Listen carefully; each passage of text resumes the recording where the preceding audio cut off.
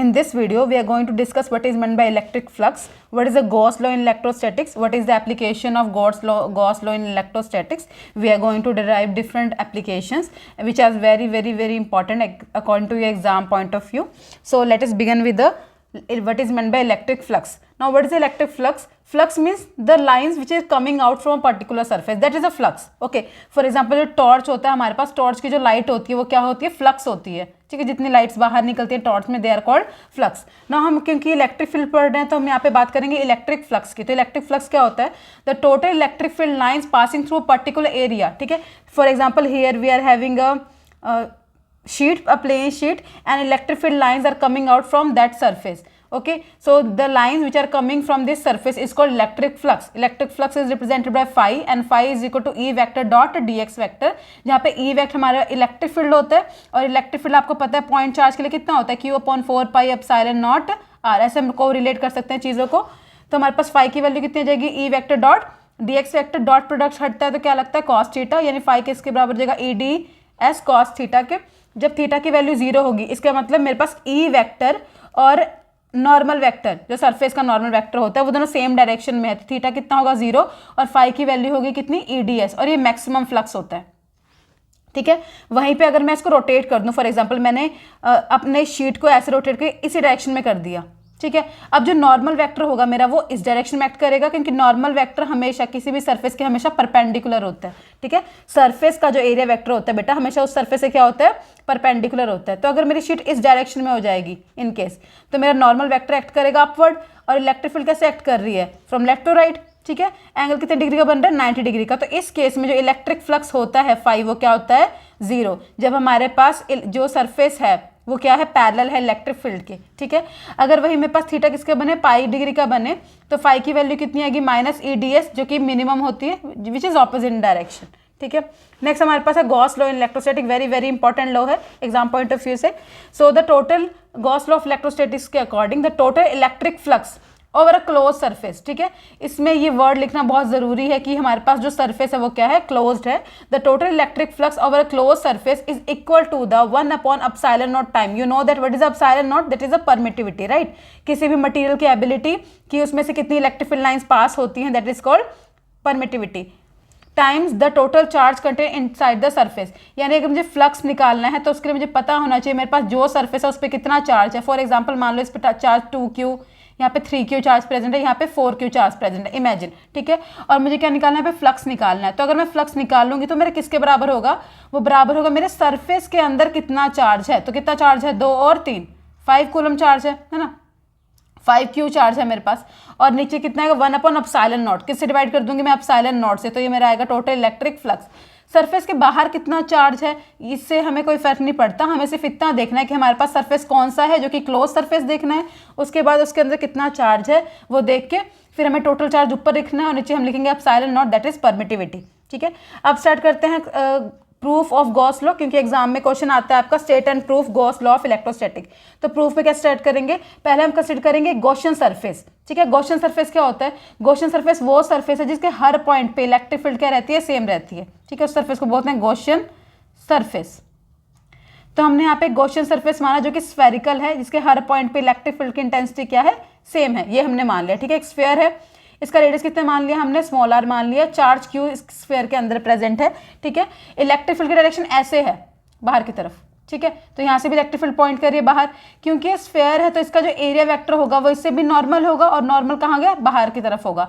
यानी मैं कह सकती हूँ E vector dot dx vector के बीच में कितना एंगल बन रहा है, दोनों सेम लाइन में है तो दोनों में एंगल कितने डिग्री का बन रहा है, 0 डिग्री का. तो अगर हम लिखें कि total electric flux phi is equal to close integral of E dot ds. यहाँ पे क्लोज इंटीग्रल लिखना बहुत इंपॉर्टेंट है, क्योंकि हम हमेशा क्लोज सरफेस की बात करते हैं गॉस लॉ में. ठीक है, सो E को हम बाहर निकाल लेंगे, नहीं अभी नहीं, पहले तो हम डॉट प्रोडक्ट लाते हैं, कितना आ जाएगा हमारे पास यहाँ पे, EDS cos थीटा, right.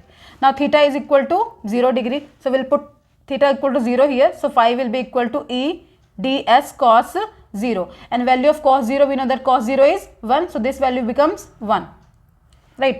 So 5 will be equal to, 5 net or total we can say, that is EDS, right.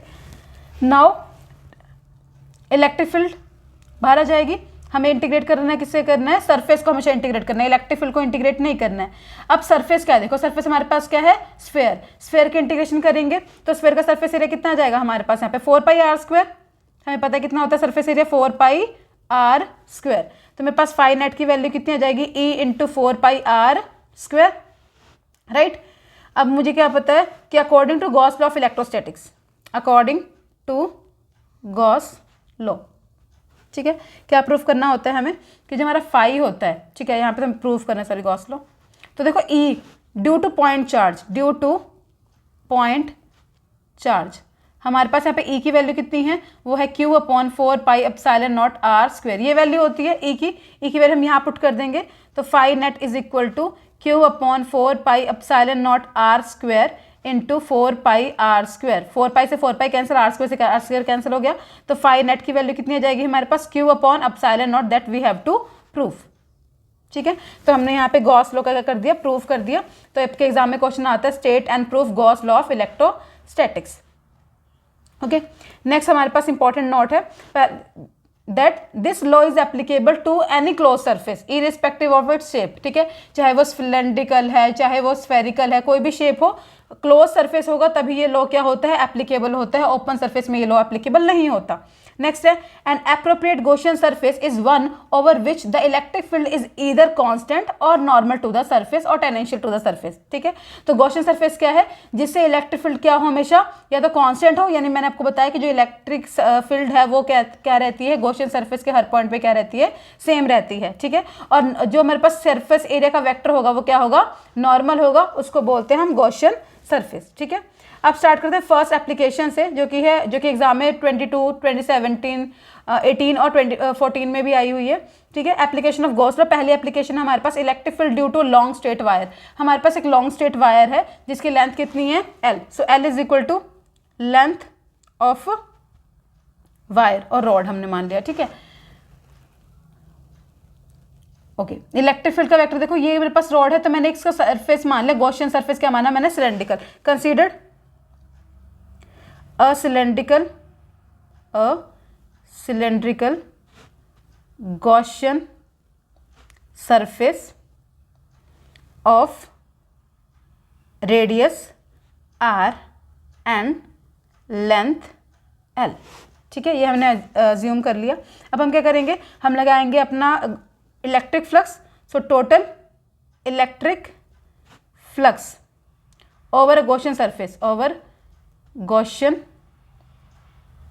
Surface, ठीक है, कितना आएगा हमारे पास, वो होता है phi is equal to E vector dot ds vector, ठीक है। अब यहाँ पे देखो जिस डायरेक्शन में मेरे पास ई वेक्टर है उसी डायरेक्शन में मेरे पास ds वेक्टर भी है, ठीक है। वैसे तो यहाँ पे चार सरफेस है, एक सरफेस इस तरफ से, इस तरफ से और एक हमारा ऊपर है। यहाँ पे तो भी, यहाँ से भी कोई कंट्रीब्यूशन नहीं होगी, यहाँ से भी कंट्रीब्यूशन नहीं होगी, जितनी कंट्रीब्यूशन होगी वो इस फेस के थ्रू होगी क्योंकि इलेक्ट्रिक फील्ड लाइंस ऐसे पास कर रही हैं, ठीक है। तो हम कह सकते हो ई वेक्टर और dx वेक्टर में कितने डिग्री का एंगल बन रहा है, 0 डिग्री का, क्योंकि दोनों पैरेलल है। तो थीटा कितना आ गया, 0। सो यहाँ से मुझे मिलेगा ई D S cos theta, theta की वैल्यू कितनी है, 0। सो कॉस 0 की वैल्यू कितनी होती है, 1। तो यहाँ से मेरे पास क्या आ जाएगा, ई डी एस आ जाएगी मेरे पास वैल्यू, ठीक है। बाहर इंटीग्रेशन का साइन लगाना इंपॉर्टेंट है। सो आ जाएगा फाई मेरे पास। So I can write phi is equal to integration of E D S, E बाहर निकाल लो, ठीक है, इंटीग्रेशन ऑफ डी एस। ना सरफेस क्या है हमारे पास, देखो ये जो सरफेस है गॉसियन सरफेस, ये सिलेंडर है। सिलेंडर का एरिया कितना होता है, सिलेंडर का एरिया होता है हमारे पास, इस साइन से ये इंटीग्रेशन कट जाता है, हमारे पास ई डॉट एस मिल जाता है, ठीक है। एस जो है वो किसका एरिया, सिलेंडर का। सिलेंडर का एरिया कितना होता है, 2πr/h, हम छोटी क्लास में पढ़ के आए हैं, ठीक है। यहाँ पे h की जगह क्या है, लेंथ l है, तो एरिया कितना बन जाएगा, 2πr/l। तो यहाँ पे वैल्यू पुट कर दो, ई 2πr/l, ये किसकी वैल्यू जाएगी मेरे पास, फाई की वैल्यू आ जाएगी, फाई नेट की, ठीक है। अब मुझे पता है according to Gauss law, according to Gauss law क्या पता है मुझे गॉस लॉ के अकॉर्डिंग कि जो टोटल इलेक्ट्रिक फ्लक्स होता है वो बराबर होता है Q/ε0 के, ठीक है। और जो चार्ज है वो Q है, वो डिस्ट्रीब्यूटेड है पूरे सरफेस पे, ठीक है। तो Q/ε0 लिख लिया। फाई की वैल्यू मैंने कितनी निकाली, यहाँ से निकाली E × 2πrl, E × 2πrl is equal to Q/ε0, ठीक है। डिवाइड कर दो यहाँ से। So E will be equal to Q/2πrl/ε0, ठीक है। अब यहाँ पे जो टर्म Q/, ठीक है, अब यहाँ पे हम क्या करेंगे, क्या होगा, ये हमारे पास लैम्डा होता है जी के बराबर होता है क्यू अपॉन एल के, ठीक है। तो मैं क्यू अपॉन एल की जगह लिख सकती हूँ लैम्डा। अभी एक्सप्लेन करती हूँ लैम्डा क्या चीज़ है हमारे पास। So lambda upon 2 pi are epsilon naught किसकी वैल्यू हो जाएगी मेरे पास, ई की वैल्यू हो जाएगी, ठीक है। यहाँ पे लैम्डा क्या होता है, देखो हमारे पास तीन चीज़ें होती हैं, लैम्डा, सिग्मा और रो। लैम्डा जो होती है वो होती है linear charge density, linear charge density. इसका मतलब क्या होता है कि हमारे पास किसी भी लेंथ पे, कोई भी सरफेस के लेंथ पे कितना चार्ज डिस्ट्रीब्यूटेड है वो निकलता है, और वो बराबर होता है क्यू अपॉन एल के, charge upon length, that is a linear charge density, ठीक है। सरफेस चार्ज डेंसिटी होती है चार्ज अपॉन एरिया, यानी सरफेस पे कोई भी हमारे पास मान लो स्फेयर ही है, इसके सरफेस पे कैसे चार्ज डिस्ट्रीब्यूटेड है एरिया में, ठीक है, कितने एरिया पे कितना चार्ज डिस्ट्रीब्यूटेड है वो निकलता है सरफेस चार्ज डेंसिटी से, जो कि होती है क्यू अपॉन ए के बराबर। और वही हमारे पास रो जो होती है वॉल्यूम चार्ज डेंसिटी, ये निकलता है क्यू अपॉन वी से, यानी हम वॉल्यूम से क्या कर देंगे, डिवाइड कर देंगे, तो हमारे पास किसकी वैल्यू निकल जाती है, यहाँ से रो की वैल्यू निकल जाती है, ठीक है। तो ये इंपॉर्टेंट डेरिवेशन है, एग्जाम में बहुत बार पूछी गई है। Electric field due to long straight wire, ठीक है। पहला काम क्या होगा, हम इलेक्ट्रिक फ्लक्स निकालेंगे फाइनेट ई 2 पाई आर एल करके, ठीक है। फिर गॉस लॉ अप्लाई करके phi net is equal to Q upon epsilon naught के बराबर आ जाएगा। तो इक्वेट कर देंगे, फिर हम इन दोनों चीज़ों को डिवाइड कर देंगे हम 2 पाई आर एल से। क्यू अपॉन एल की वैल्यू क्या होती है लैम्डा, उसको पुट कर देंगे तो हमारे पास ई की वैल्यू कितनी आ जाएगी, lambda upon 2 pi are epsilon naught, ठीक है। नेक्स्ट जो हमारी डेरिवेशन है वो है electric field due to uniformly charge spherical shell. अब देखो जो शेल है ना वो चार्ज है, ठीक है, क्योंकि जो चार्ज का डिस्ट्रीब्यूशन है वो सिर्फ और सिर्फ सरफेस पे है। तो अगर मैं इनसाइड बोलूँ कि इनसाइड मेरा कितना चार्ज होगा, तो इनसाइड मेरा चार्ज कितना हो जाएगा, 0, ठीक है। सरफेस पे चार्ज रहेगा, इनसाइड चार्ज किया जाएगा हमारे पास 0, ठीक है। तो यहाँ पे देखो 3 केसेस बनते हैं। पहला केसेस बनता है electric field inside the spherical shell, inside the spherical shell. अगर इनसाइड निकालने की बात करें तो हमें पता है, हमें फाई की वैल्यू निकालेंगे पहले। फाई किसके बराबर रहेगा, ई डॉट डी एस के, ठीक है। अब यहाँ पे हमारे पास रेडियस आर है और हमारे पास इलेक्ट्रिक फील्ड का डायरेक्शन क्या होती है, आउटवर्ड होती है यहाँ पे भी, ठीक है। तो ई डी एस हमेशा कितना बनता है, E D S cos theta आ जाएगा, इंटीग्रेट कर देंगे, ई बाहर integration of D S cos theta, cos 0 है, कॉस 0 की वैल्यू कितनी होती है, 1 होती है। सो ई डी एस आ जाएगा, ठीक है। अब यहाँ पे देखो, यहाँ पे रेडियस कितना है, आर है, और शेप क्या है इसकी, स्फेयर। स्फेयर का एरिया कितना होता है, अगर हम इंटीग्रेट करेंगे तो इंटीग्रेशन साइन से डी कैंसिल हो जाता है, हमारे पास ई और एस बचता है। एस जो है वो स्फेयर है जिसका डायमीटर रेडियस कितना है, स्मॉल आर। तो मेरे पास पुट करूँ मैं यहाँ पे, तो मेरे पास एरिया आएगा E into 4 pi are square, वो किसकी वैल्यू हो जाएगी, फाई की वैल्यू हो जाएगी, ठीक है। तो according to Gauss law, according to Gauss law मैं क्या कह सकती हूँ कि जो मेरा फाई है वो किसके बराबर है, क्यू अपॉन एप्सिलॉन नॉट के बराबर है। लेकिन इनसाइड जो होगा, इनसाइड तो क्यू 0 है, क्यू इनसाइड क्या है, 0 है। तो यहाँ से हमारे पास इलेक्ट्रिक फील्ड भी जो आएगी E into 4 pi are square, अगर मैं इक्वेट भी करूँ तो वो किससे इक्वेट हो जाएगी, 0 से इक्वेट हो जाएगी, यानी ई भी कितनी हो जाएगी, 0, यानी इनसाइड क्या होती है हमारे पास, ई की वैल्यू 0। अब सेकेंड केस करते हैं, निकालते हैं electric field on the surface, electric field on the surface, ठीक है। ऑन द सरफेस निकालेंगे तो फ्लक्स तो हमेशा सेम रहेगा, ये चीज़ तो सेम है हर पार्ट में, ठीक है। इसे हम इक्वेशन 1 मान लेंगे, ये सेम है। नेक्स्ट हम निकालेंगे इसमें electric flux, electric flux phi is equal to charge कितना डिस्ट्रीब्यूटेड है, कैपिटल क्यू चार्ज डिस्ट्रीब्यूटेड है सरफेस पे, ठीक है, is equal upon epsilon naught आ जाएगा मेरे पास, किस पे, सरफेस पे, ठीक है। और यहाँ पे जो डिस्टेंस है वो भी कितना हो जाएगा, आर हो जाएगा। तो हमारे पास जो फाई की वैल्यू है, यहाँ से अगर मैं यूज़ करूँ तो मेरी फाई की वैल्यू कितनी हो जाएगी, E into 4 pi capital R square, ठीक है, where R is equal to radius of sphere, ठीक है, रेडियस ऑफ स्फेयर आ जाएगा मेरे पास। अब फ्रॉम इसे मान लो 2, इसे मान लो 3, ठीक है, फ्रॉम 2 एंड 3 हम क्या कह सकते हैं कि जब इक्वेट कर देंगे दोनों को तो हमारे पास आ जाएगा E into 4 pi are square. R क्यों लिया, क्योंकि हमारे पास जो रेडियस है स्फेयर का वो क्या है, कैपिटल आर, ठीक है, और ये सरफेस है। हमने इनसाइड और आउटसाइड वाले केसेस खुद क्रिएट किए हैं, ठीक है। तो मैं इक्वेट कर दूं किसे, क्यू अपॉन एप्सिलॉन नॉट से, तो मेरे पास ई की वैल्यू कितनी आ जाएगी, Q upon 4 pi epsilon naught R square, ठीक है। तो मेरे पास क्या जाता है, electric field inside on the surface, sorry, ठीक है। थर्ड मुझे निकालना होता है electric field outside the surface, electric field outside the surface. ठीक है, अब आउटसाइड द सरफेस निकालने के लिए देखो मैंने रेडियस क्या माना है, आर ही माना हुआ है। ठीक है, स्मॉल आर है, सॉरी, यहाँ से यहाँ तक का पोजीशन वेक्टर कितना है, स्मॉल आर है। ई वेक्टर और डी एक्स वेक्टर की डायरेक्शन भी क्या है, सेम है। तो अगर मैं इलेक्ट्रिक फ्लक्स निकालूं तो कैसे निकालूंगी, यहाँ पे पहले phi is equal to integration of E vector dot D S vector. ठीक है, एंगल कितने डिग्री का बन रहा है, 0 का बन रहा है, तो आ जाएगा ई D S cos 0 degree. Cos 0 क्या होता है, 1 होता है। ई को हम बाहर निकालेंगे, इंटीग्रेशन करेंगे किसकी, डी एस की। अब क्योंकि शेप क्या है इसकी, शेप इसकी क्या है, स्फेयर है, तो स्फेयर का एरिया कितना होता है 4 पाई आर स्क्वायर। तो यहाँ से हम वैल्यू लिख लेंगे E into 4 pi small R square. R square हमने क्या लिया, पोजीशन वेक्टर लिया। ठीक है, according to Gauss law, according to Gauss law हमें पता है कि जो फाई है वो किसके बराबर होता है, वो बराबर है क्यू अपन अपसाइलन नॉट के। ये भी फाई की वैल्यू है और ये हमने इक्वेट की, ये भी फाई की वैल्यू है। इसको मान लेते हैं इक्वेशन 4, इसको मान लेते हैं 5।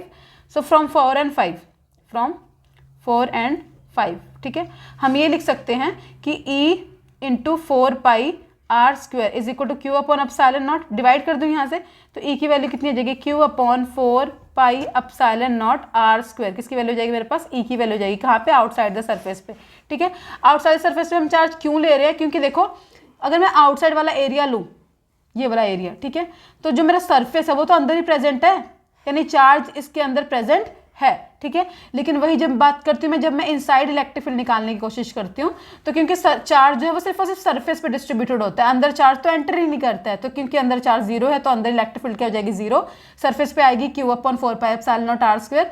और जब मैं आउटसाइड निकालूंगी तो आउटसाइड के अंदर क्योंकि सरफेस है, तो वहां पर भी क्या आएगी, सेम रिजल्ट आता है हमारे पास, Q upon 4 pi epsilon naught R square, जहाँ पे आर क्या होता है, पोजिशन वेक्टर होता है। ठीक है, इसका एग्जाम में ग्राफ भी आता है, तो ग्राफ कैसे बनाएंगे हम इसका, अगर बनाएंगे तो पहले हम बोलेंगे कि इनसाइड 0 है।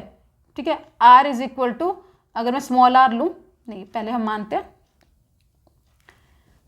हाँ, R equal to capital R. ठीक है, यानी रेडियस की बात कर रहे हैं, तो R equal to capital R से पहले जो मेरे पास इलेक्ट्रिक फील्ड है वो क्या है, बिल्कुल 0। ये इलेक्ट्रिक फील्ड है, वो क्या है, 0। ठीक है, जैसे ही आर की वैल्यू आती है इलेक्ट्रिक फील्ड बढ़ जाती है। उसके बाद इलेक्ट्रिक फील्ड क्योंकि इनवर्स प्रोपोर्शनल होती है 1/r स्क्वायर के, तो धीरे धीरे क्या करने लग जाती है, डिक्रीज करने लग जाती है। तो इसका ग्राफ कुछ ऐसा बन जाता है। ठीक है, एग्जाम में अगर ग्राफ आए तो आप प्लॉट कर सकते हो, ये वाला ग्राफ आएगा ऐसे और ऐसे।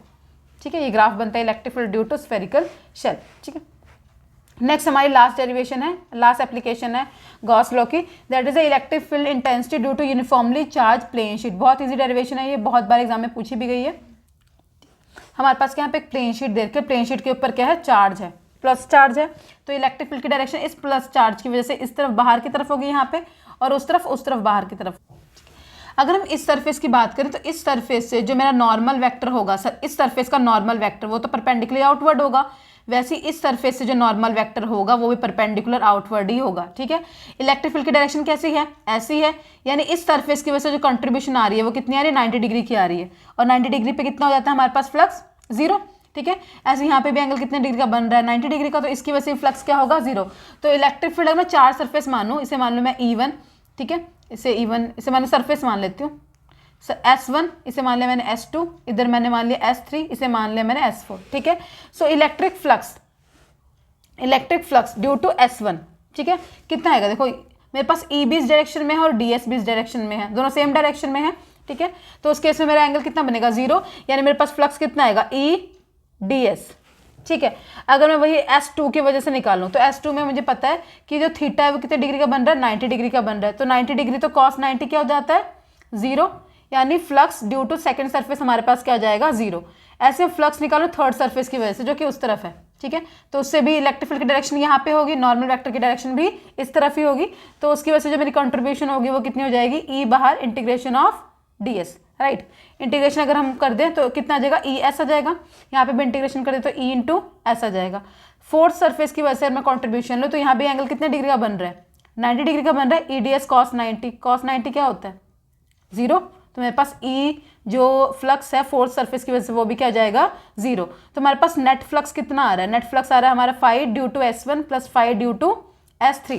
ठीक है, जो कि कितना है, जो कि है ES प्लस ES, तो कितना आ गया हमारे पास टोटल नेट फ्लक्स 2ES। ठीक है, हमें गॉस लॉ से पता है, अकॉर्डिंग टू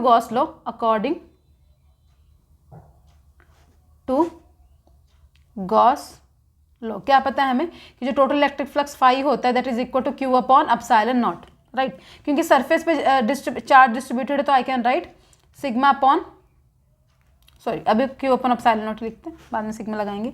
इक्वेट कर दो फ्रॉम 1 and 2, तो लिखो from 1 and 2 2ES is equal to Q upon epsilon naught, ठीक है। डिवाइड कर दो तो मेरे पास E की वैल्यू कितनी आ जाएगी, E will be equal to Q upon S, यहाँ पे एप्सिलॉन नॉट है, ठीक है। और तो क्यू अपॉन एस क्या होता है, देखो मैंने अभी एक्सप्लेन किया था, क्यू अपॉन एक्स होता है सरफेस चार्ज डेंसिटी जो कि होती है सिग्मा, 2 भी आएगा यहाँ पे, ठीक है। तो हमारे पास सी की वैल्यू कितनी थी, क्यू अपॉन एस, तो यहाँ पे क्यू अपॉन एस की वैल्यू पुट कर देंगे sigma, so sigma upon 2 epsilon naught will be the electric field due to 1 plane sheet, ठीक है। अगर एक प्लेन शीट है तो हमारे पास ये आती है, वही अगर 2 प्लेन शीट अगर इनकेस एग्जाम में दी होती तो आप सिंपली ऐड कर दो, एक प्लेन शीट की वजह से इतना है, दूसरी प्लेन शीट की वजह से भी कितना होगा, इतना होगा, दोनों को ऐड कर दोगे तो कितना आ जाएगा 2 सिग्मा अपॉन 2 एप्सिलॉन नॉट, 2 से 2 कैंसिल, तो आंसर कितना आ जाएगा सिग्मा अपॉन एप्सिलॉन नॉट, ठीक है। तो ये जो भी डेरिवेशन थी ये गॉस लॉ की एप्लीकेशन है, इंपॉर्टेंट डेरिवेशन है, ठीक है। एग्जाम में बहुत बार पूछी जाती है तो इसको अच्छी तरह कर लो।